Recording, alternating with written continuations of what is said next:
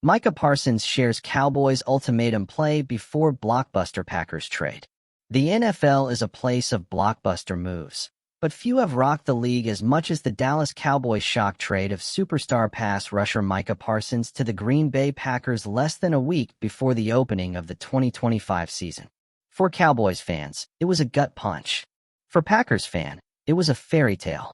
But if you ask Parsons, this wasn't just a football business decision. It was a clear-the-tone ultimatum from Dallas management.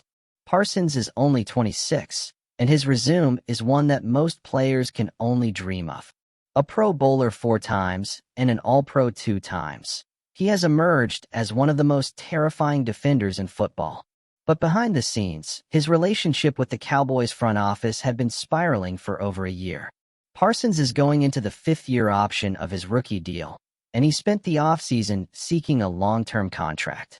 He and his agent, David Mulugheta, tried multiple times to find a deal that matched his financial Martian status.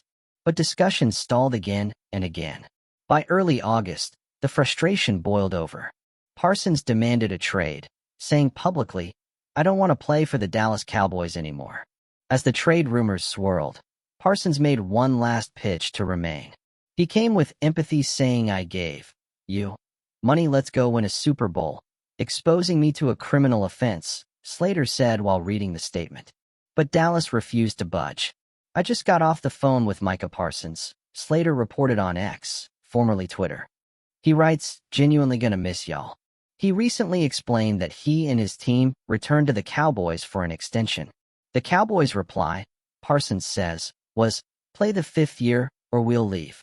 Owner Jerry Jones would later confirm the team's stance.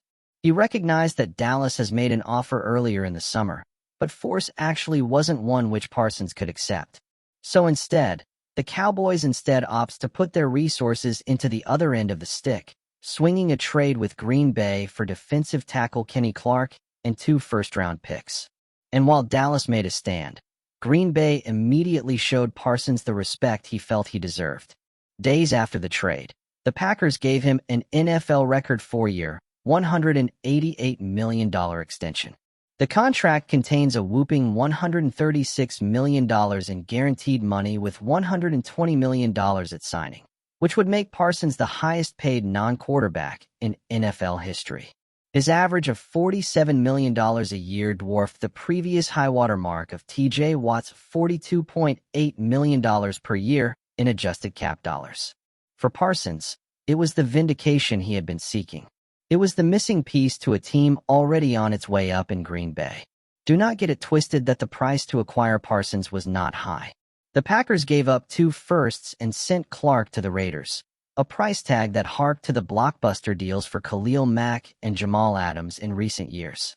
A former Pro Bowler, Clark is 30 years old and was coming off a disappointing season with 1 sack and a career-low 7% pass rush win rate. His contract spikes to $21.5 million in 2026, which raises questions about his value over the long haul. But Parsons' production speaks volumes. He has 52.5 sacks since he entered the league in 2021 and has never had fewer than 12 in a season. He's notched a 30% pass rush win rate multiple times, tops in the NFL, a mark far better than peers like Myles Garrett, 26%. His 310 pass rush wins and 251 total pressures are, again, some of the best in football since he entered the league. For the Packers, who were 11-6 last season and finished 4th in defensive EPA per play, Parsons makes that unit good into a potentially great one. And Dallas raises more questions than it does answers. Parsons was more than a pass rusher. He was the pulse of their defense. Replacing him won't be easy. The Cowboys now have to depend on veterans like Dante Fowler Jr., who recorded 10.5 sacks last season, and promising young players Donovan Ezra-Koo, Sam Williams, and Marshawn Kneeland. As much as the 2 first-rounders from Green Bay offer a chance at reshaping the long-term future, the Cowboys' short-term Super Bowl hopes have taken a major hit. For a franchise in pursuit of its first Lombardi trophy in nearly 30 years, the timing could not feel any worse. The NFL schedule literally wrote it that way.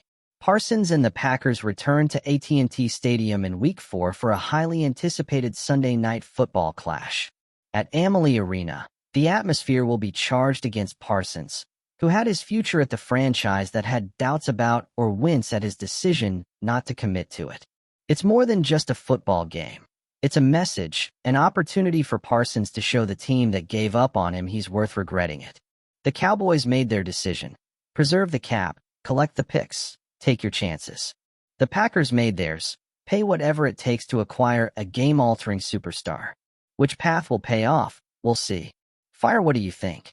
Don't miss the best moments. Did the Cowboys make the savvy long-term play, or did they simply gift-wrap Green Bay a Super Bowl run? Backhand index pointing right, share your points of view in the comments. This debate is just getting started.